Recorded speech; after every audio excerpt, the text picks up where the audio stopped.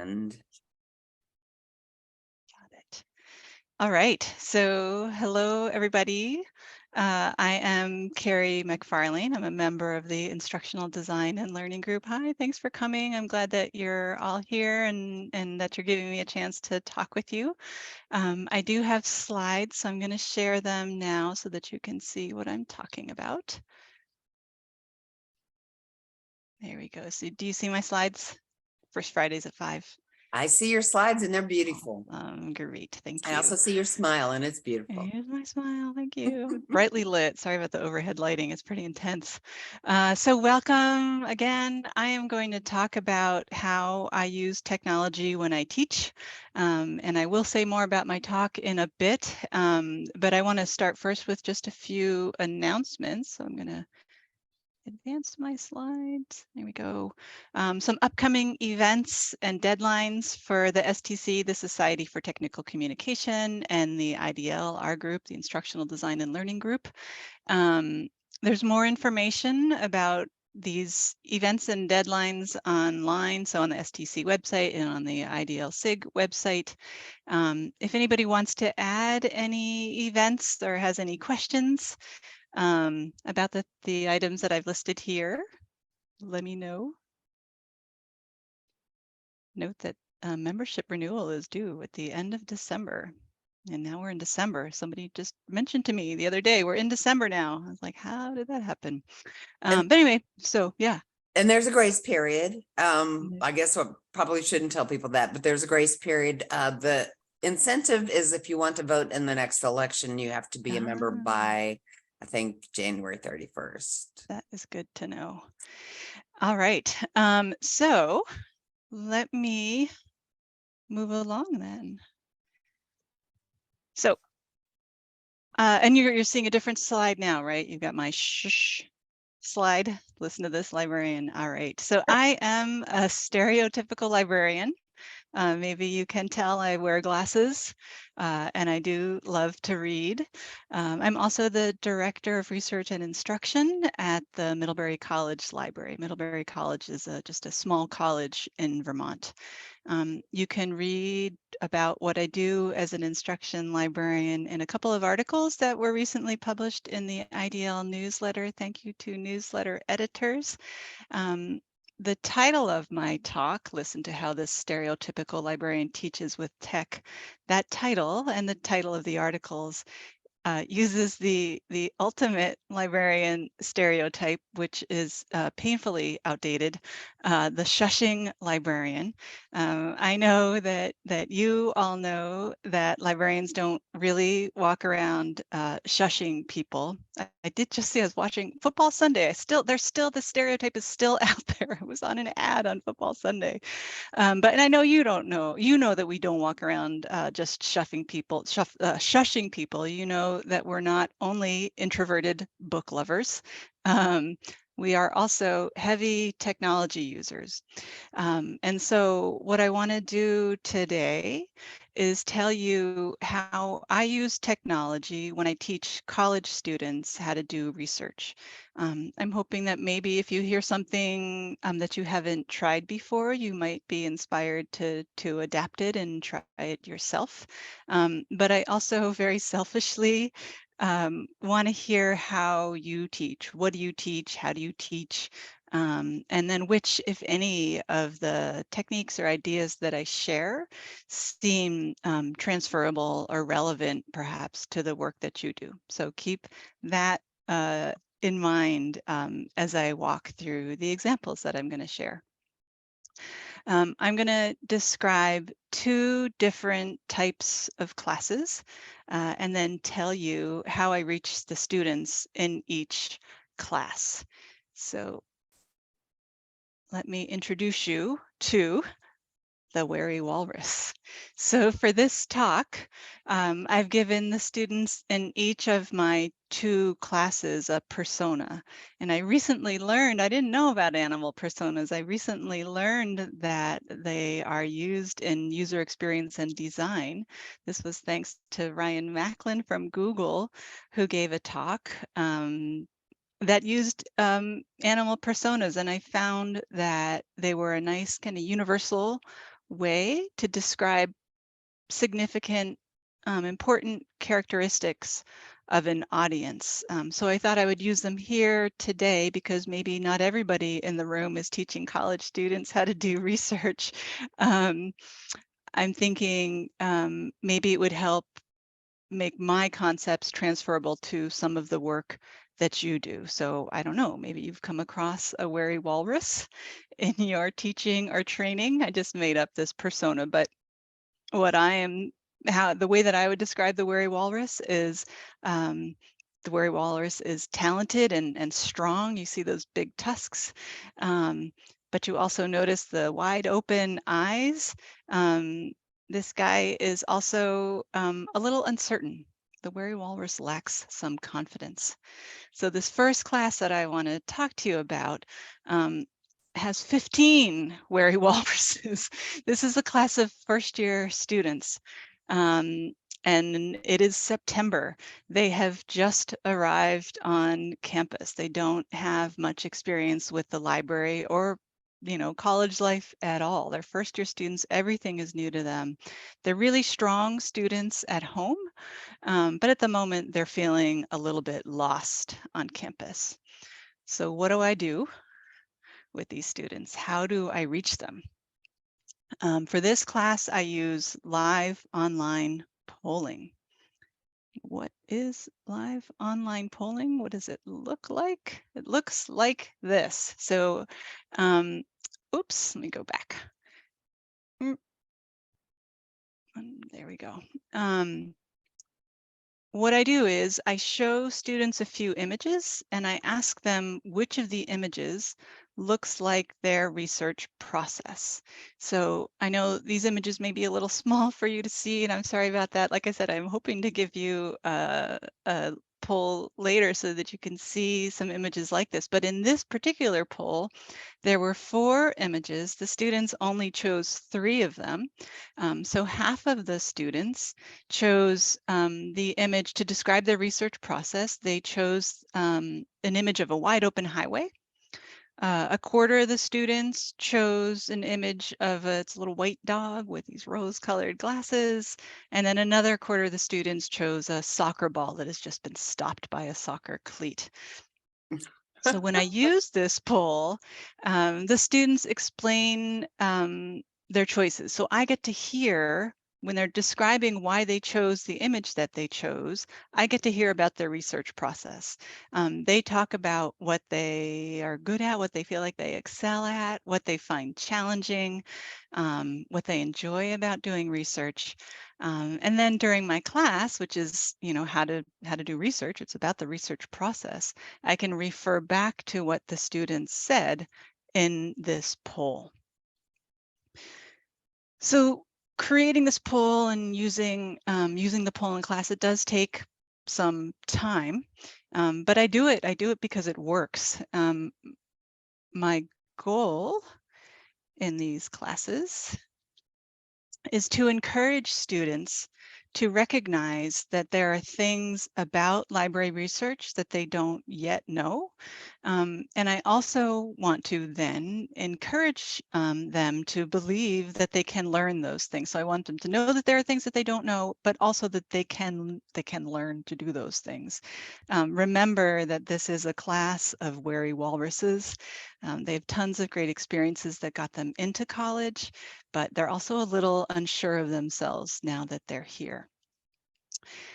So like I said, this does work, and I'll tell you a little bit more how I know that in a moment, but why does it work? I want to talk about this theory from psychology and the science of learning called self-efficacy. You might have heard of this before, you might be familiar with it. This theory of self-efficacy suggests that people are more likely to succeed if they believe that they can succeed. So I begin with an assumption that the students have done research successfully before. And I always define research broadly so that all students in the class can feel like they're included in that definition of someone who has done successful research before. In this poll, I begin with an assumption. Remember, what I'm asking them in the poll is what their research process is. I'm not asking them if they have a research process. So there's my assumption that they have a research process.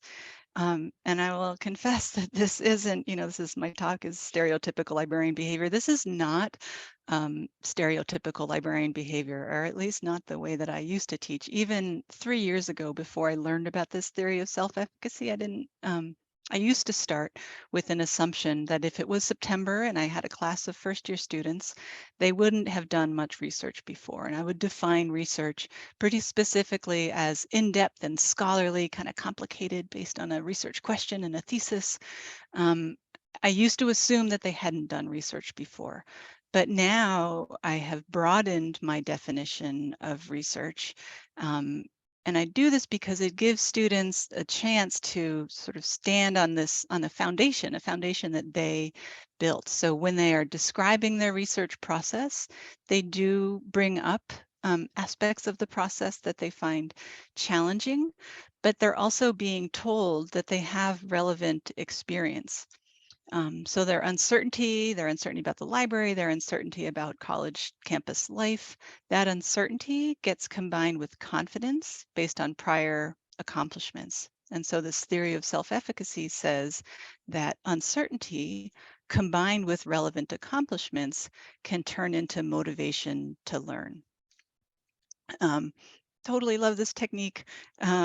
In after class assessments, I ask students, what did they learn? What do they want to learn more about? What should I teach other students? And some of the comments that I have received are really encouraging to me. Students have said they learn how to set realistic expectations. They learn that research is a process and that the first search will almost never be the last. And they also learn how to get help, which is important to me as a librarian because it's my job to help students do whatever it is that they need to do. Any questions about that? Live online polling or self-efficacy? You can put questions in the chats too if you'd like. I have a question. Yes. So have you found that your answers to this question or your polling has changed based on after you've changed your questions or your assumption that the students already know how to do research? Oh, that's a super good question. So I only started using the poll with this question. So it was at the same time that I started learning about self-efficacy and the value of broadening the definition of research that I started using this poll. So I have not seen it change because I have only done this for a few years.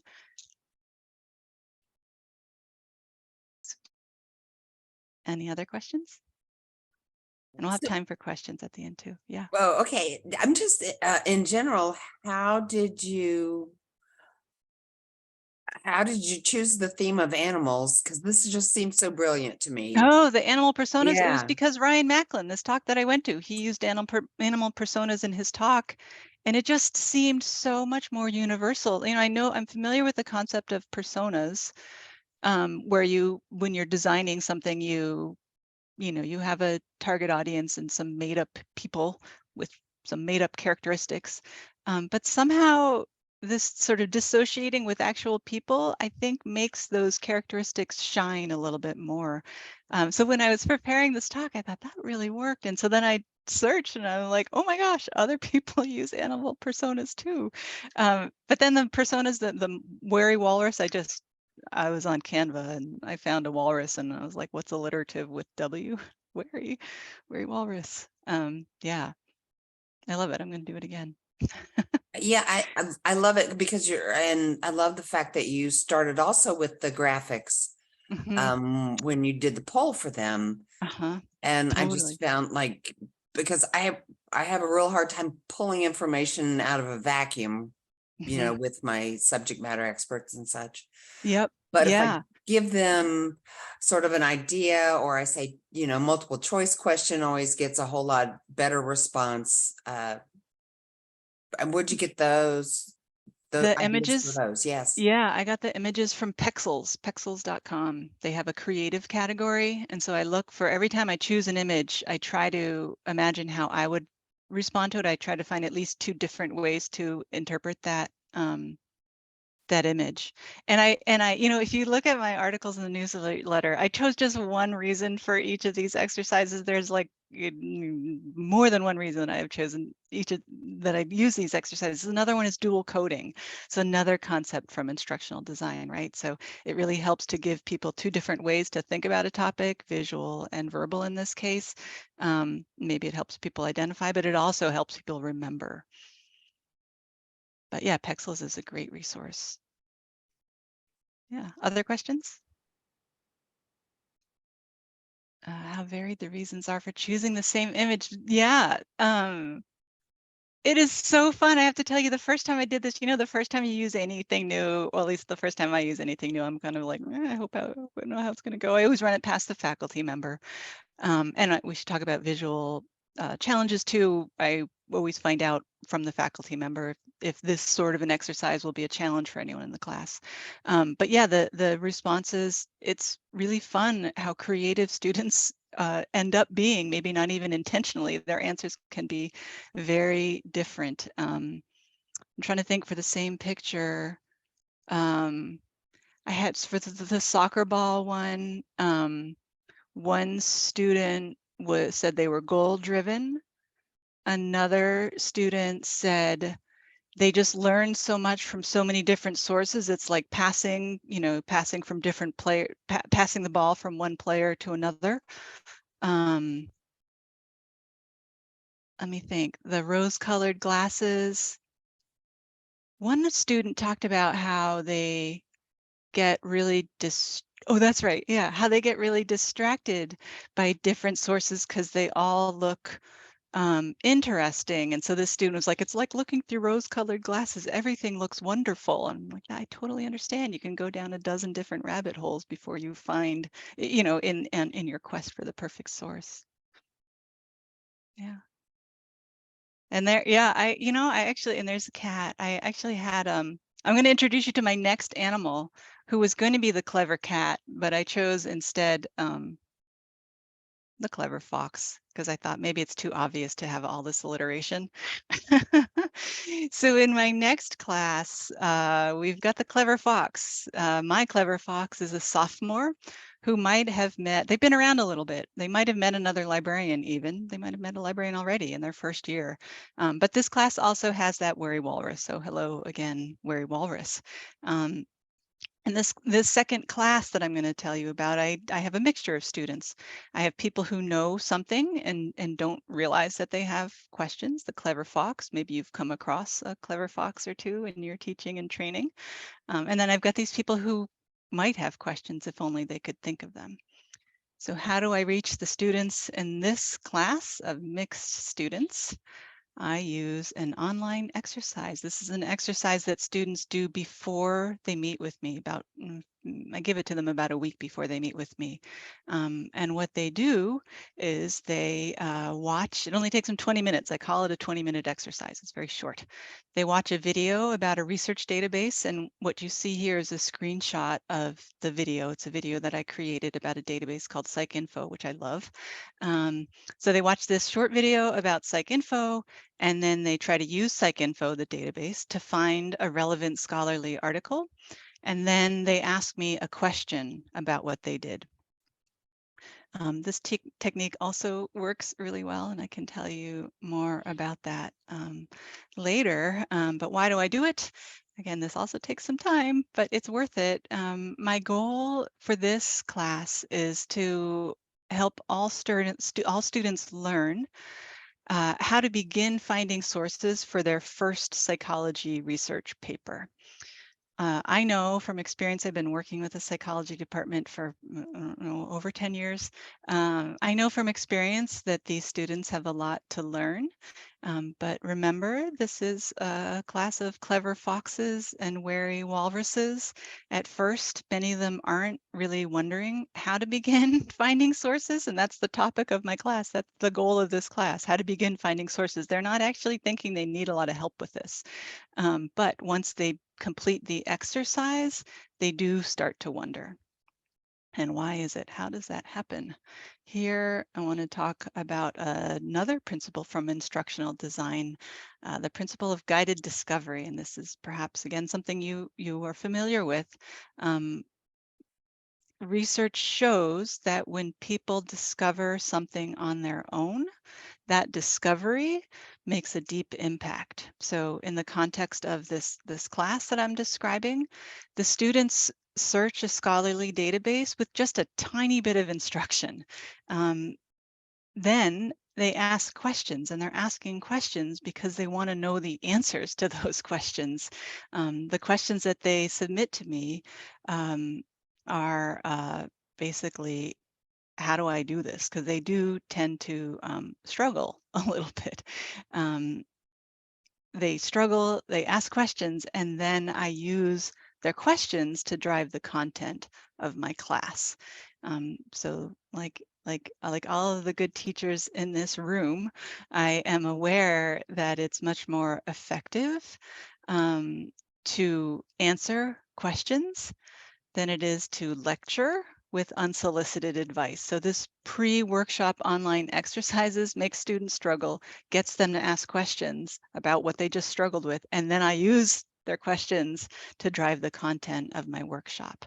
And here again, I'm breaking away from this librarian stereotype myself. A decade ago, I used to begin my classes with a demo. I would say, all right, we're here to learn how to use PsycInfo to get you started with your first psychology research paper. Here's how you use PsycInfo. Now go to it. And then I would walk around and help them. And those classes went okay, but there weren't always a lot of questions because my demo made it look easy. Because I would prepare the demo and like, oh, I'm going to do this. I won't do that. I'll do this because I want them to see the best of this database. Now I've realized it's much better to make students struggle a little bit. Total struggle with no guidance, that doesn't work, research says. You have to give them a little bit of guidance, but not a lot. And I will say that since I have started using this technique, I've been, I change it every year and actually probably every semester. It was actually during COVID that I started giving them the exercise in advance. Because teaching online, as we know, is very different from teaching in person. Since I started giving them this exercise in advance and then building my plan based on their questions, requests for follow-up research consultations went up 40%. And I actually think they've continued to go up. That number was from last year. I just was at the research desk for 3 hours and I was busy the whole time and I had students waiting. So it turns out that the more deeply students learn about doing research, the more questions they have about the process. So that's my online exercise. Any questions about that?